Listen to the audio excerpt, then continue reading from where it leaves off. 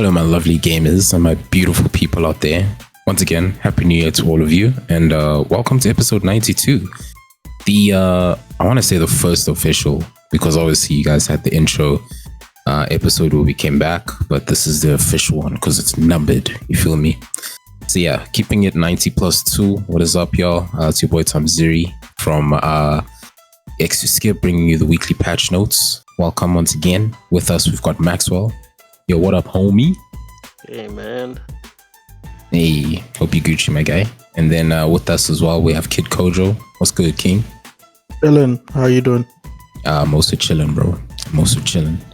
Feeling good for the weekend, you know what I'm saying? Like, I want to say I'm gonna get a lot of gaming done, but I know like some of it's also just gonna be like getting some work and some other admin tasks. But you know, we do what we gotta do. Keep it moving. And yeah, with that being said, please don't forget to leave a like and subscribe if you enjoy the show. And yeah, I mean, let's get into it. Before we get started, as always, does anyone have any updates or admin? No. Nada. Nothing gaming related.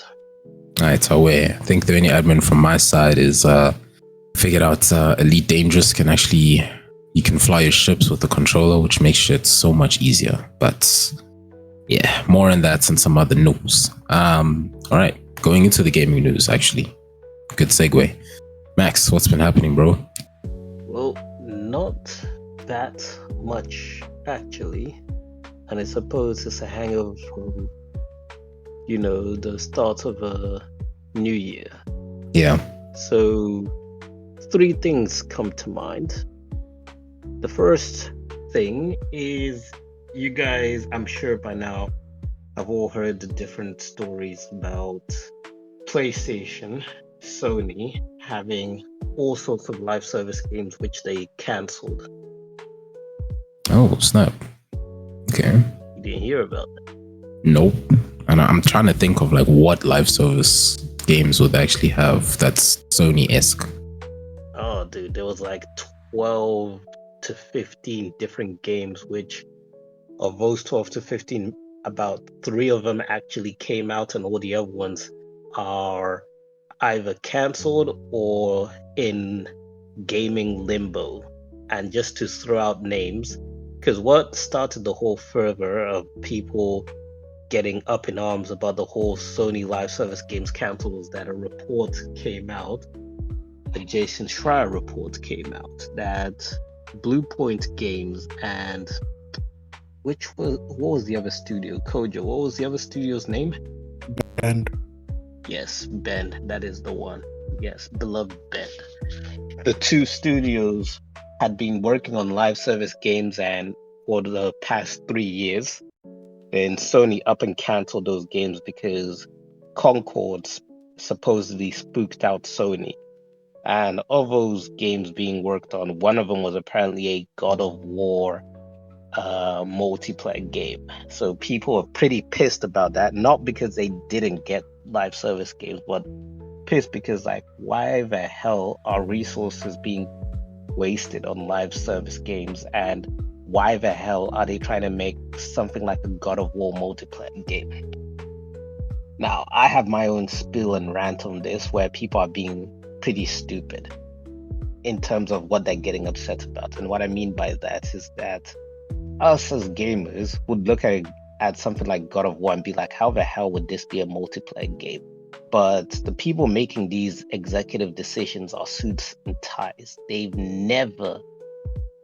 Most of them have never ever played games at all. They don't know what God of War is. They just go to the meeting rooms and they see the numbers God of War, Horizon Zero Dawn, and other games are making for them, and then they say, oh, live service games, that's a thing, we should do that. So this game did well, that means it must be popular, let's have more of those games.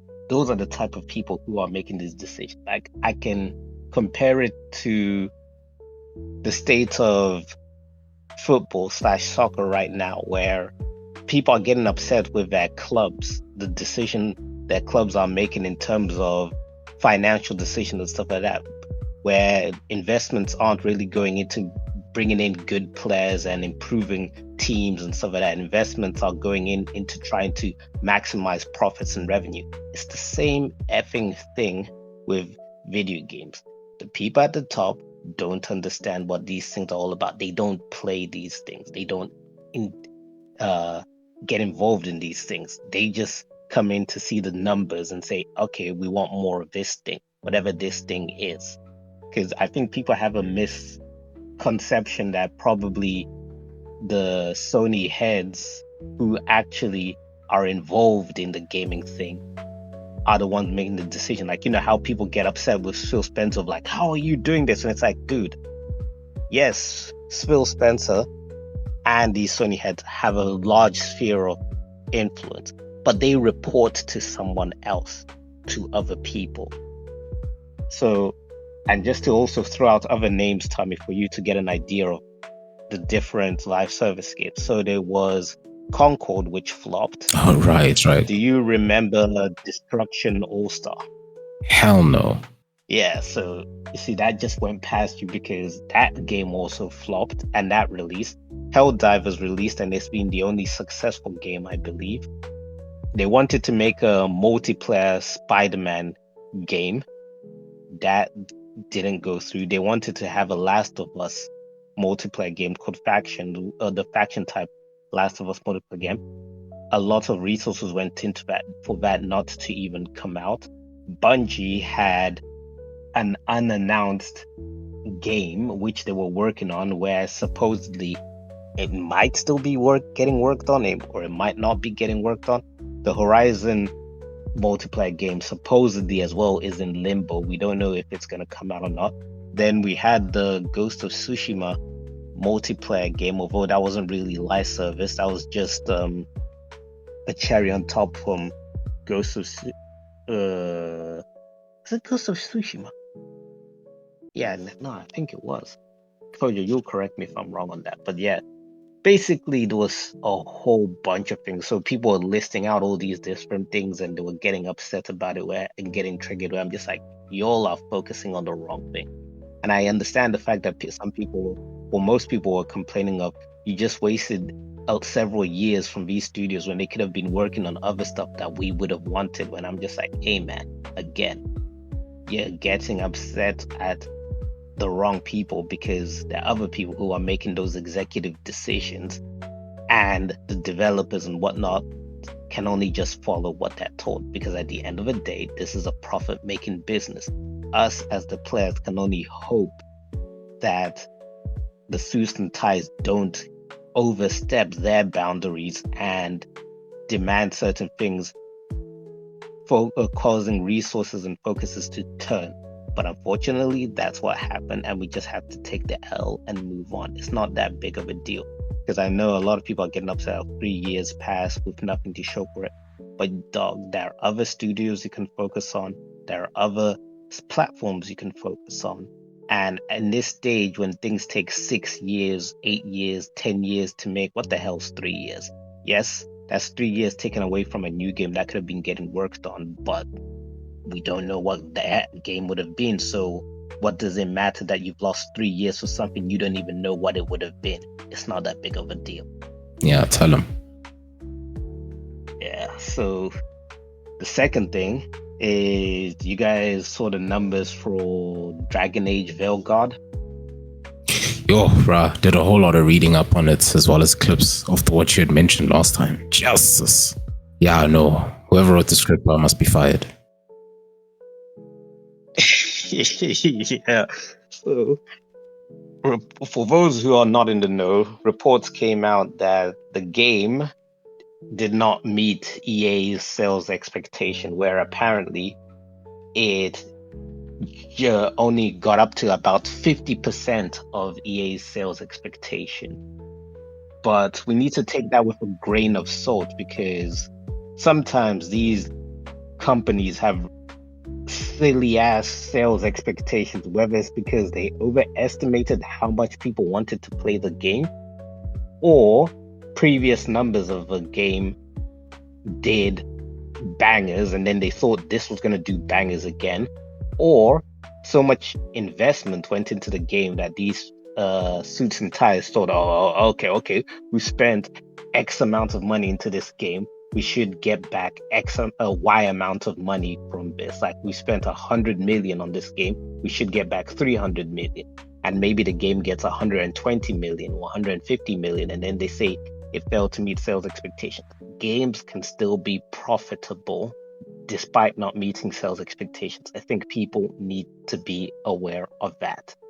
Sales expectation just means they had a specific goal in mind, which the game failed to meet. It doesn't tell us how poorly or strongly the game performed. Because a good example of this is Ubisoft, where Ubisoft has a lot of smaller title games which managed to make their money back. But because they didn't make a crazy amount of money, Ubisoft doesn't greenlight sequels. So companies which historically we know have stupid expectations are Ubisoft, Square, and EA.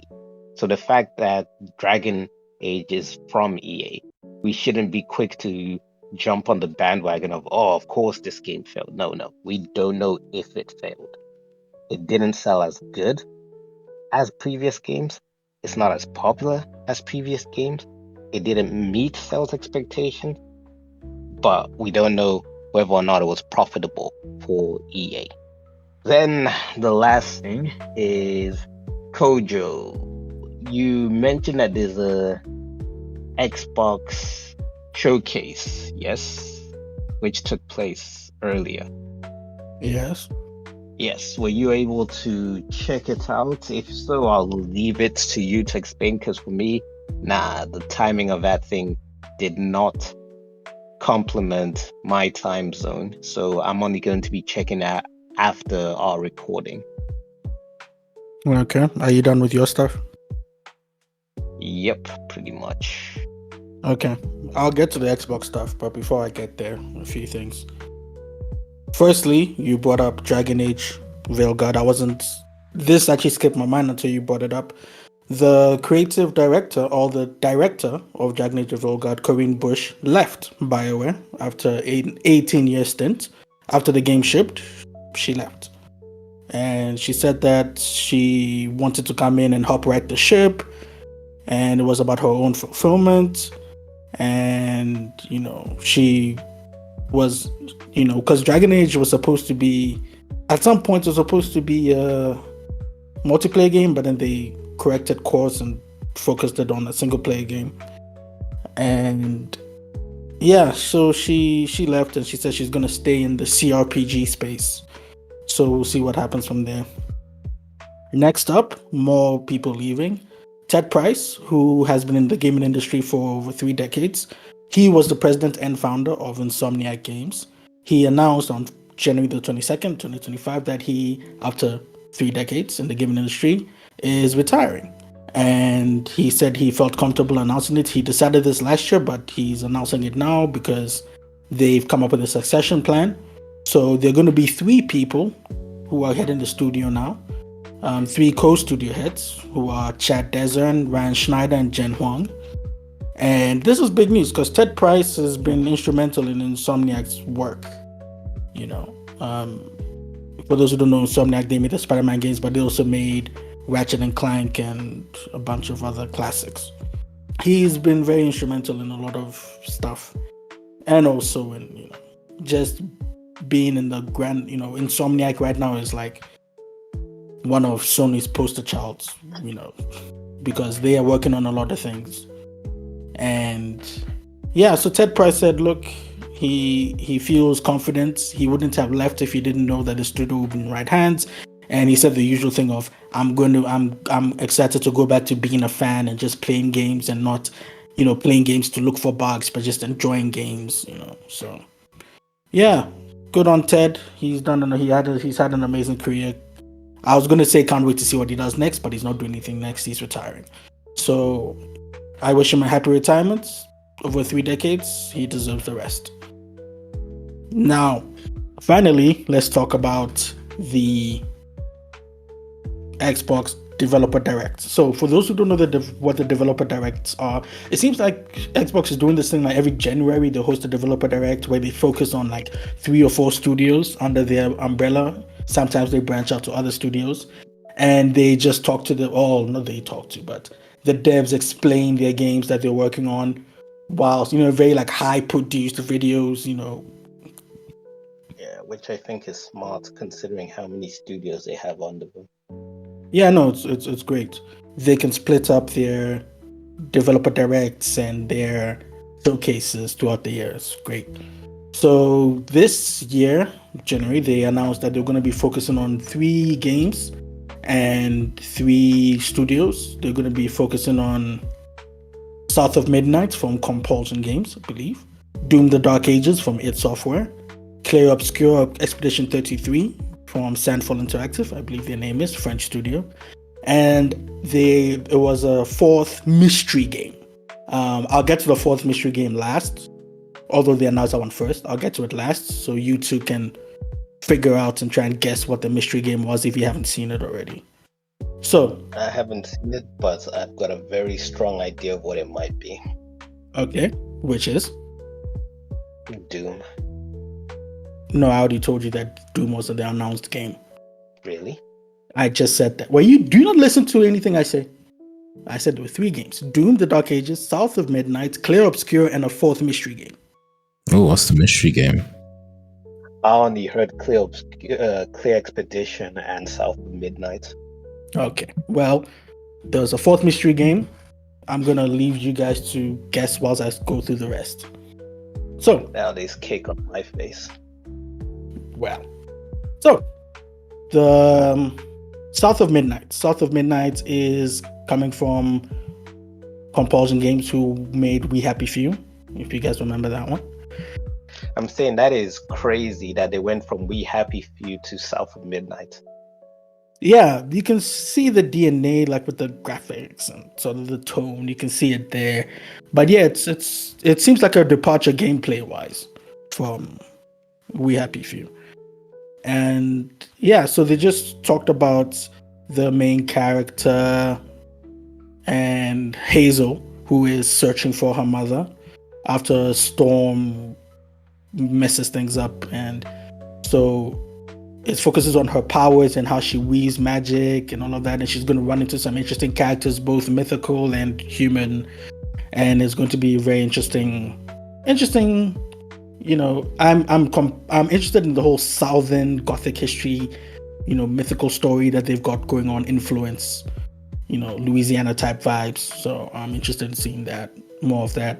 I hope that game becomes multi-plat, and I hope it's not a case of We Happy Few where they have a great story idea, the visuals look interesting, but then the gameplay itself is not what we thought it was going to be. True. But yeah, they announced the release date of April 8th, 2025. I'm saying, ooh. Oh yeah, I know, it's pretty soon. Next up was Clair Obscur Expedition 33, which was announced at Summer Games Fest last year, I believe.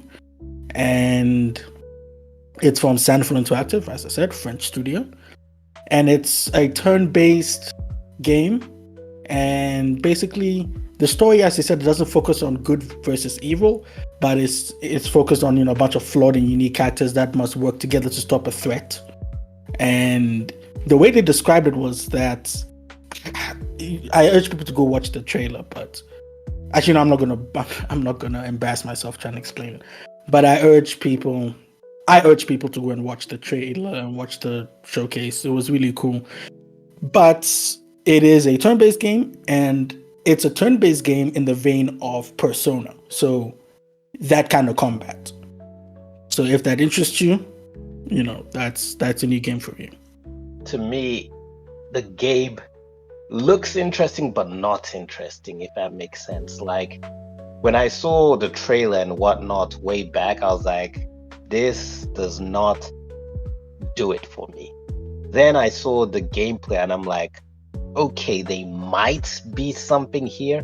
I'm not particularly happy about the turn-based combat, but they are trying to do something different. So that could either work really well or just be a gimmick.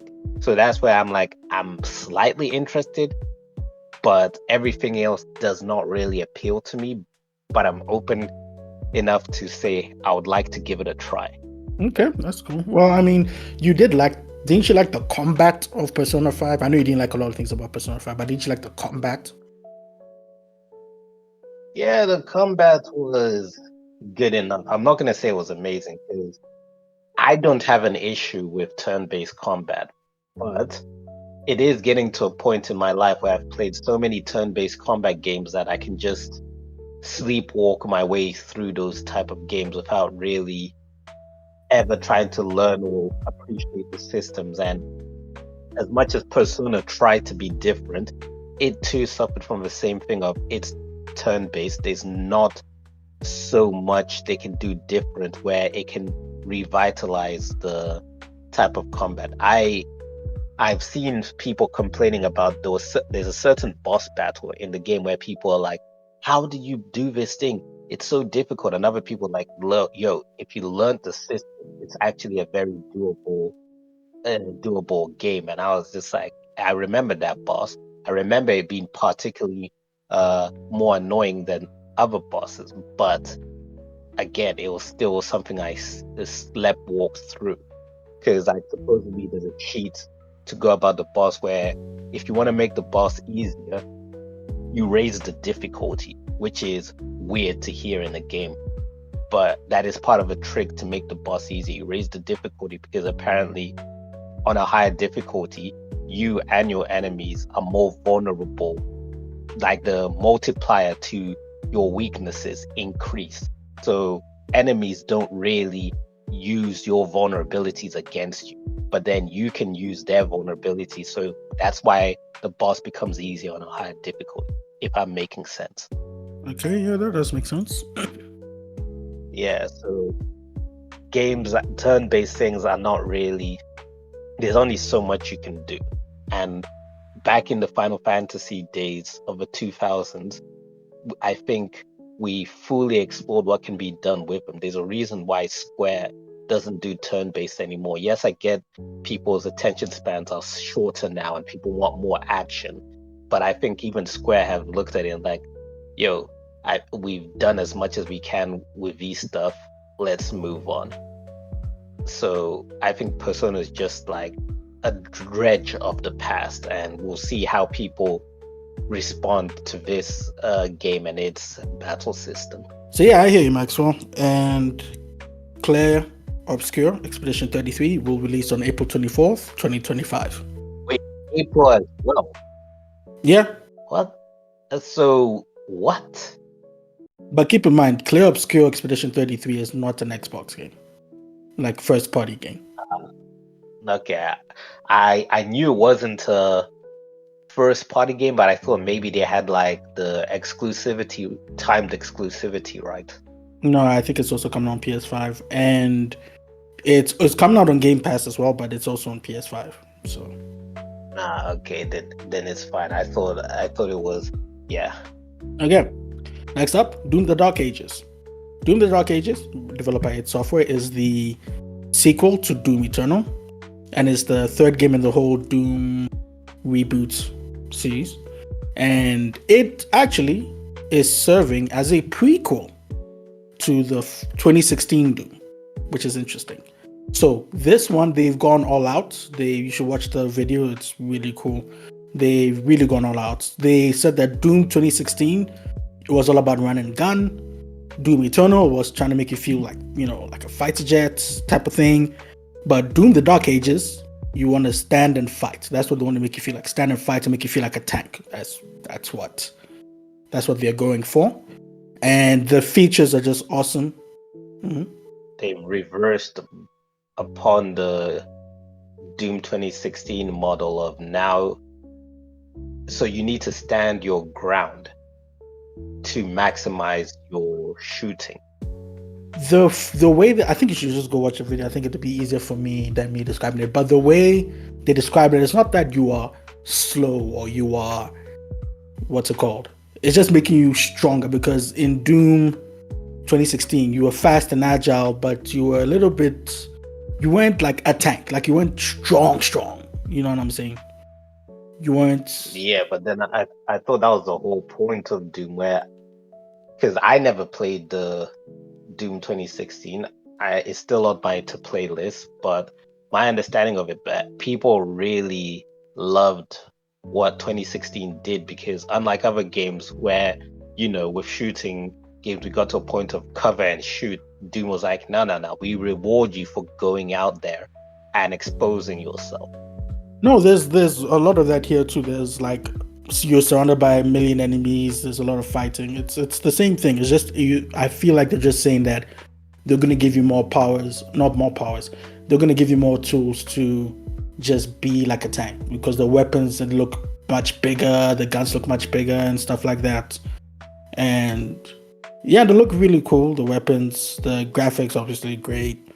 And as I said, the story, they said it's a prequel to Doom 2016, and it looks like they're gonna have, because I don't think Doom 2016 had like cutscenes. I think they're just woven into the game. I'm not sure about Doom Eternal, but it looks like they're actual like proper cutscenes in this game now.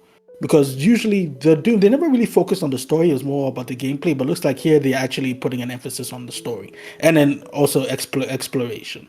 So there were three pillars they focused on. Was the combat first, then they talked about the exploration. You're going to go to a lot of different areas and a lot of different regions. It looks really interesting. And then they focused on the story, and some cool elements of the combat where you can pilot a mech, which, if you're interested in that, I know some people don't like mech stuff, but you can pilot like a huge, like think of it like a Gundam or a one-person Jaeger from Pacific Rim. But yeah, so you can pilot that, and you can also pilot a cybernetic dragon that has guns on it. So it looks like they're going crazy with this game. And now I'm saying this game coming up pretty soon, May 15th this year. Yeah, that information leaked. Shame. Yeah, I know, it leaks. But then also May 15th, like I'm aware that a lot of Xbox IPs are coming out the first half of this year, where I'm like, why aren't they spreading it out across the year? Who knows? Where it's like, does that mean they have something lined up for end year, like the final 6 months of the remainder of a year? And if they don't, I'm going to be very pissed, because they've got 3 games lined up for this year, and they could have spread those 3 games across the year to let each of those games individually breathe. But again, I wait to see what comes up on the second half of the year. Hopefully there's 1 or 2 things to justify these 3 games all coming out at the same time or around each other. Yeah, we'll just have to see. So yeah, that's Doom The Dark Ages, May 15th, 2025. And finally, the mystery game, fourth and final mystery game that they opened with. They said it was a Xbox partner publisher, whatever. Then they said Team Ninja, and then Koei Tecmo, and then they said that Team Ninja was partnering with Platinum Games on this new game. And I'm like, oh, that's cool. Okay, the partner with Platinum Games. Okay, let's see. And then they showed the trailer, and then I was like, oh, yay, that's cool. We are getting Ninja Gaiden 4. Awesome.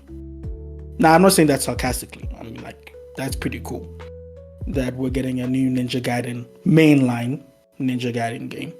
So, Ryu Hayabusa, the protagonist of the Ninja Gaiden games, they said that he's gonna play an important role in the story, and it looked like from the trailer that he will be playable at parts. But Ninja Gaiden 4 will star a brand new character called Yakumo, who is going to be a new character from the Raven Clan. If you guys are familiar with the Ninja Gaiden series, I think that will be something that you would recognize. So yeah, so Ninja Gaiden 4 takes place after Ninja Gaiden 3, and Tokyo has been transformed by some entity called the Dark Dragon or something like that. The Dark Dragon has returned, plunged the city into chaos, and Yakumo has to face off against his foes, and it looks like he's also going to face off against Ryu Hayabusa, because in the trailer they had a little bit of a standoff fight type of thing. And yeah, they said that Yakuma will play different than Ryu. They're two differently playable characters, and from the trailer, it looked as much. And yeah, so Ninja Gaiden 4 will be released in fall 2025. But that was not the only thing they showed us. They also ended their segment by saying, "Oh yeah, we got one more thing," and they showed the trailer, and they came back and said, "Yeah, Ninja Gaiden 2 is now remastered, and we made it in Unreal Engine 5." So Ninja Gaiden 2 came out in 2008, I believe, and we're getting a Ninja Gaiden 2 Black, which is a remake / remaster. I'm gonna say it's a remaster, but it looks really good. I was watching some streamers who jumped on it right after the showcase. It looks really, really good, like damn good. And not only that, but it's available on Game Pass right now, so you can go and have your fun there. And I think the other Ninja Gaiden games, the Ninja Gaiden 3 and the trilogy, I think the trilogy is available on Game Pass, but I know for a fact that this one, Ninja Gaiden 2 Black, is available on Game Pass right now. It was a shadow drop. And that is everything from the Xbox showcase. And one last thing, I wasn't going to mention this, but it just popped into my mind. One last thing is that previews for Assassin's Creed Shadows are out. People were able to come out and release their videos. Some are positive, some are more mixed, the usual. If you're interested, you can go take a look at those. There's also gameplay online now. People have been allowed to post like hour-long videos, some videos of gameplay. Other people got to stream the game from Ubisoft headquarters. So, yeah. So we've got Avowed in February. We've got South of Midnight in April. We've got Doom in May. And then we've got Ninja Gaiden in fall. So fall will be somewhere around September to November. Yeah, 13th February. Yeah, that's some interesting scheduling. But yeah, that is it from my side of this aisle. I'm done. Oh wait, bro. I can't even tell. We at the gaming corner. Yes. Okay. Well, moving on to the gaming corner, bro. What's been interesting that's been coming out? Well, nothing really. We're still in the beginning of the year, but just a few things that came out since the beginning of the year. We've had a few games. We've had Donkey Kong Country Returns HD on the Nintendo Switch, which is obviously Return HD. It's a remaster of the beloved platformer, January 16th. We've had Dynasty Warriors that a lot of people were actually looking forward to and have been playing on Twitch. I didn't think I didn't really know it was coming out, and two, I didn't think a lot of people would be jumping on it like they have. But yeah, PC, PS5, Xbox Series, action RPG, January 17th, 2025, currently sitting at a 79 on Metacritic. And Final Fantasy VII Rebirth has made its way to PC, released on January the 23rd. Let the goon mods begin. Yep, absolutely. Currently sitting at an 89 on Metacritic. And yeah, that is it for the gaming corner and the releases of the week. What about you guys? I don't know anything interesting that has come out, because I mean, yeah, it having only been like a month since the last episode. I don't know. Releases wise, I guess I wouldn't say excited, but I'm keen to see how the new Elden Ring co-op is gonna look. I mean, if anything, I think it's just gonna follow the same way that the multiplayer mod is going at its point. So we'll see how that goes. And yeah, I mean, obviously I think Marvel Rivals was out long time, and we already said it. Then I have nothing extra. Max? Yeah, it was just going to be the Assassin's Creed thing where people are getting to play the game, and some people are saying positive things, some people are mixed, but Kojo's already touched upon that. Yeah. All right. Well, then that brings us to the halfway section. If you guys are enjoying it so far, please do leave a like and subscribe. And follow us on our socials, especially like TikTok. Because, we post games there. Anyways, moving on to the next section with the content creator side. So, I mean, I think we pretty much discussed most of what had happened last year, so I'm not going to cover any of that. I'm going to get right into what's been going on this current year. So a recent one, which Kojo might know about, is the Twitch Rivals took place on January 17th, 2025, of course. And yeah, this time it was about the Marvel Rivals. Now, I think in our intro episode of the year, I did mention that like I'll be very interesting to see what content is going to come out regarding this game. And, you know, the fact that it's probably going to, I want it to start entering like the eSports level. Well, a better way to test that out was for it to be on Twitch Rivals. So quick recap, the Twitch Rivals tournaments, as you guys already know, they invite Twitch streamers to come through, form teams, play against each other, you know, all for a large sum of cash. In this case, it was $200,000. And a lot of streamers who partook in it, as well as some of the fans of these streamers, have a lot of things to say to Twitch with regards to how this the teams were arranged. So initially, you could not have more than 2 GM plus players, GM being Grandmaster, for those of you who don't know. And then obviously the plus is, the rank that goes higher than that. If you're in a team of 4, so you could not have more than 2 GM plus players in a team of 4. And then like a day before the event, they said that, okay, no, not a day after the event, sorry. So first it was, you can't have more than 2 GM plus players, right? In the team of 4. Then they scrapped that entire thing and said, you know what, fuck it. Everyone can just play, it's okay, it's whatever. A day before the event, they went back to that original rule of like no more than 2 plus GM plus players, no more than 2 GM plus players. So then a lot of people were confused. A lot of people had been scrimming already. Scrimming is basically like practice round against another enemy or opponent team.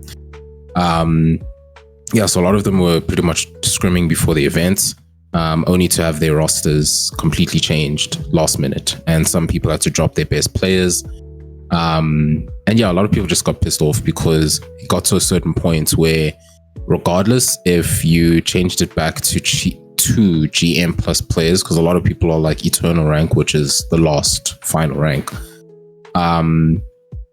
People like Valkyrie, as well as Myth, and a whole lot of other people were pretty much pissed off because all the other teams had high level players, you know, whereas some of the streamers pretty much just play Marvel Rivals just for fun, right? But then you have people who literally sweat the game like to the max.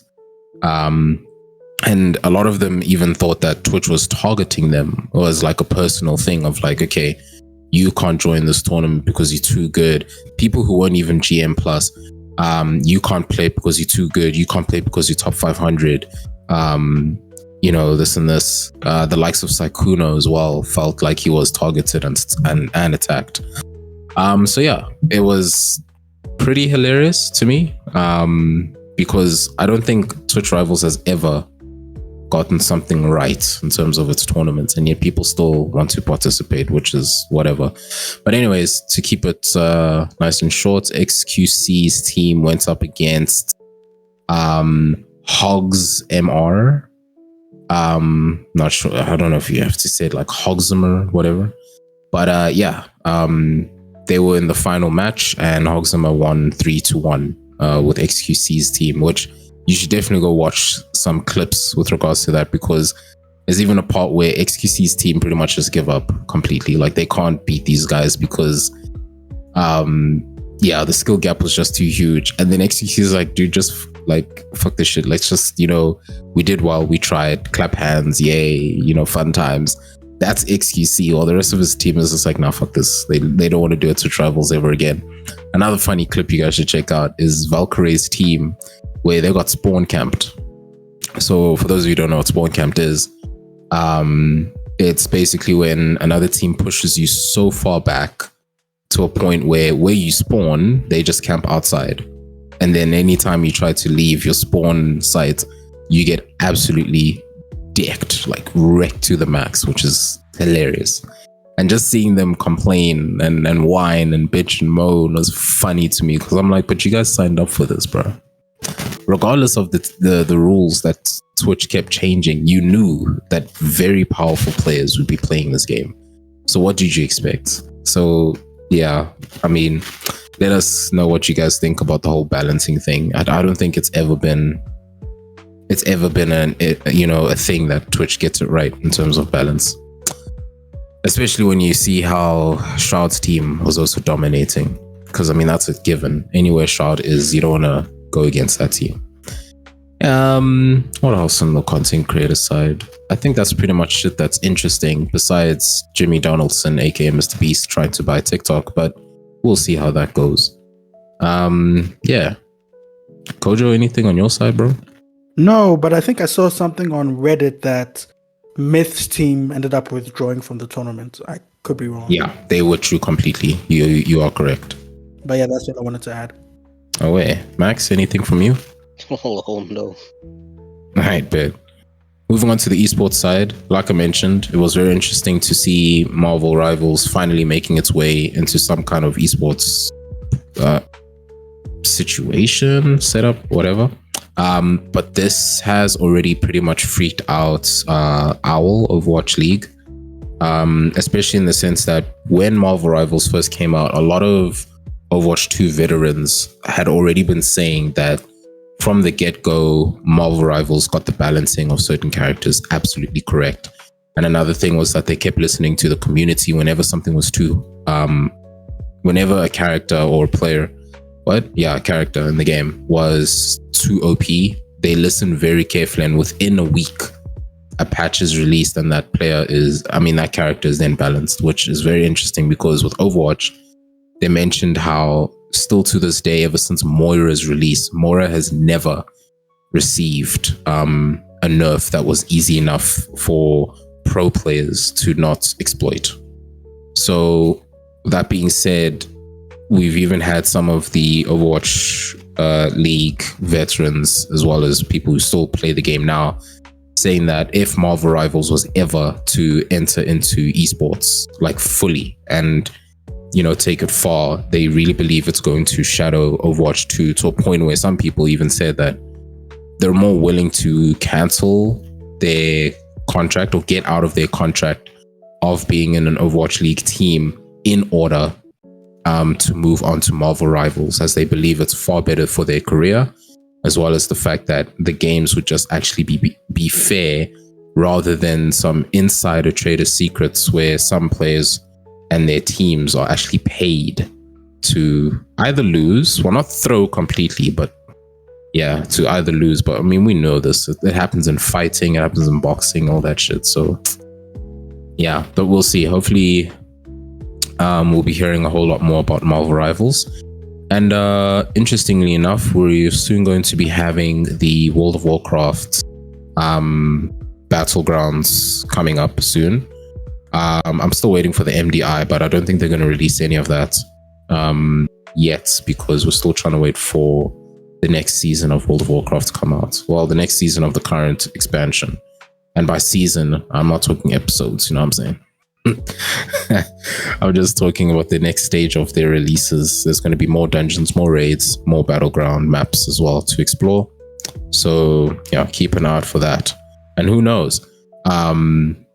I might make my return to WoW. It's just the monthly transaction really just needs to go less or something. I don't know.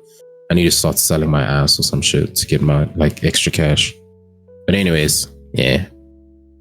Any esports from you guys? Kojo? One. So, Apex Legends, for the 3 people that are still interested in this game. Apex Legends is having their Year 4 championships, which usually are supposed to happen during the year of the tournaments. But for some reason, the championship is happening. It's just weird. Anyway, so the championship is coming up on January the 29th to February the 2nd, 2025. It is happening in Japan, in Sapporo, at the Daiwa House Primus Dome, which was used to host some Olympic events and also the 2002 World Cup. He hosted some matches there. So, very prestigious venue. Apex Legends is big in Japan. It's huge in Japan. So, yeah. The prize pool is $2 million. 40 teams around the world are going to converge in Japan to play and see who's going to come out on top. And I don't know if I'll be watching because Japan time zone. Yeah. I don't think I'll be watching it live. Maybe I'll just watch some highlights and stuff like that. But yeah. So keep an eye out if you're still interested in this game. If you haven't moved over to Marvel Rivals like every other content creator ever. If you're still interested in Apex, this is a tournament you should check out. And yeah, that's it from my esports. Oh yeah, Max, any esports from you, bro? Oh no. I bet. Well, to the listeners, thank you so much for listening once again. Please try out How Let Loose. I think, it's on Xbox Game Pass. Just download it. Let's play. You know what I'm saying? Like, I just want to load into a game that's quick. I think I waited, an hour and 12 minutes? Yeah, an hour and 12 minutes just to get into one game. Servers are just hella full, but I mean, the more players we get coming through, I'm sure we can boot up some more servers, or I don't know, someone with a dedicated server, please hit us up in the comment section or something. I don't know, please. But yeah, we're going to leave it there. Thank you guys so much for listening to the show, and we hope to catch you on the next one. And you know where we will be. You know what I'm saying? Yeah, streams and everything will be coming back. And yeah, hope to catch you guys on those as well. But with that being said, thank you so much for listening. Stay good, stay healthy, and keep gaming. And shout out to Max and Kojo as always. And we'll check you on the next one. Peace.